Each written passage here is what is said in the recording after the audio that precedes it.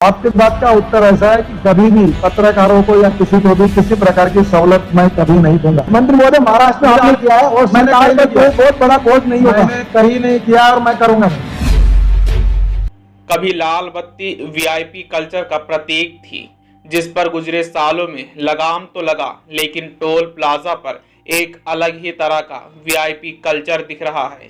Toll tax से छूट वाली फिस्ट फैलती जा रही है। नेता से लेकर बाबू तक टोल प्लाजा पर फुर्र से बिना टोल चुकाए निकल जाते हैं।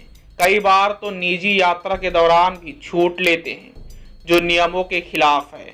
वीआईपी सिंड्रोम से ग्रस्त कुछ नेता तो टोल चुकाना अपनी शान के खिलाफ समझते हैं। इस तरह की खबरें आती ही रहती हैं कि फला नेता या उनके समर्थक ने टोल प्लाजा पर बवाल काटा, टोल कर्मियों से मारपीट की।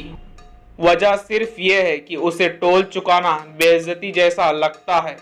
अभी हाल ही में केंद्रीय सड़क परिवहन और राजमार्ग मंत्री नितिन गडकरी ने टोल टैक्स में छूट को लेकर कहा था कि वो फोकट वाले कल्चर का समर्थन नहीं करते हैं। आपके दूसरी बात का उत्तर ऐसा है कि कभी भी ये पत्रकारों को या किसी को भी किसी प्रकार की सहूलत मैं कभी नहीं दूंगा। पहले सवाल का जवाब यह है, आपको ही नहीं और किसी को भी नहीं दूंगा। इसका मंत्री महोदय, महाराष्ट्र में आपने किया है और सरकार पर कोई बहुत बड़ा बोझ नहीं होगा। मैंने कहीं नहीं किया और मैं करूंगा नहीं। ठीक है सर। इसका कारण ऐसा है कि एक क्राइटेरिया शुरू होता है तो फिर स्वतंत्रता संग्राम सैनिक है, फिर दिव्यांग है, फिर महिलाओं को विशेष आएगा, तो ये सब करते हैं कि देखो हमने मार्केट से कर्जा उठा। दूसरी बात, सरकार के पास मैं 15 लाख करोड़ का हाईवे बना रहा हूँ, मेरा बजट 1,20,000 करोड़ है। मैं मार्केट से ब्याज से पैसे उठा रहा हूँ, मुझे पैसे वापस करने पड़ेंगे। तो आपको अगर देखो, if you want good services you have to pay for it. दरअसल पिछले महीने वो मुंबई दिल्ली एक्सप्रेसवे की प्रगति का जायजा लेने पहुंचे थे। तब उनसे पूछा गया कि क्या टोल बूथों के लिए पत्रकारों को मुफ्त पास क्यों नहीं दिया जाता है। इसी के जवाब में उन्होंने कहा कि फोकट क्लास का समर्थक नहीं हूं मैं। गडकरी का यह जवाब दिल जीत लेने वाला है, लेकिन सवाल यह भी है, क्या मंत्री खुद टोल चुकाते हैं? मंत्री को तो छोड़िए, क्या उनके मंत्रालय के टॉप अफसर टोल चुकाते हैं? इसका जवाब है नहीं। फिर यह फोकट वाला कल्चर नहीं तो और क्या है? अक्सर देखा जाता है कि मंत्रालयों के बाबू अपनी निजी यात्राओं तक टोल नहीं चुकाते। अगर फोकट वाली संस्कृति को वाकई हटाना है तो टोल टैक्स से छूट वाली लिस्ट घटने के बजाय बढ़ क्यों रही है? 2000 से 2010 तक टोल टैक्स से छूट वाली सिर्फ 9 मुख्य कैटेगरी थी। इनमें डिफेंस, पुलिस, एम्बुलेंस, दमकल की गाड़ियां, फ्यूनरल वैन, केंद्र और राज्य सरकार के चुनिंदा अधिकारी, राष्ट्रपति, प्रधानमंत्री, सांसद और विधायक शामिल थे। अब छूट वाली श्रेणियों की तादाद 25 हो चुकी है।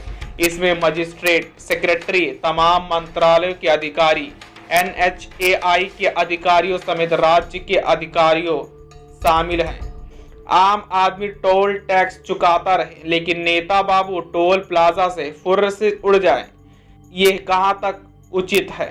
सड़क पर गाड़ी चलाने के लिए कई तरह के टैक्स का भुगतान करना पड़ता है। 1958 से मोटर व्हीकल टैक्स लागू है। उसी साल से पैसेंजर और गुड्स टैक्स भी शुरू हुआ। 1996 से वन टाइम रोड टैक्स भी लगता है। पेट्रोल डीजल की कीमतों पर अलग से सेस भी चुकाना पड़ता है। इन सब के बाद टोल प्लाजा पर टोल चुकाना होगा।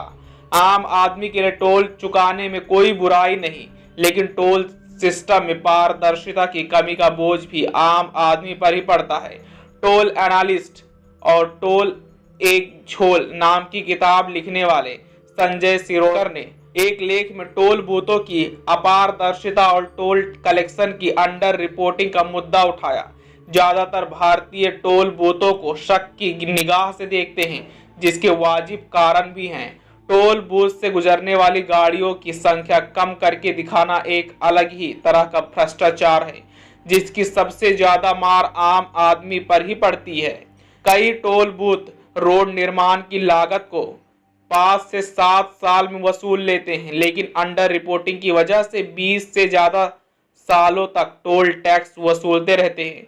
RTI से मिले डेटा इस भ्रष्टाचार से पर्दा उठाते हैं, गाड़ियों की बिक्री के आंकड़ों से भी ये साफ झलकता है। पिछले कुछ सालों से गाड़ियों का रजिस्ट्रेशन हर साल औसतन 10% की दर से बढ़ रहा है, लेकिन टोल चुकाने वाली गाड़ियों की संख्या या तो स्थिर है या कुछ मामलों में पिछले साल से भी कम है।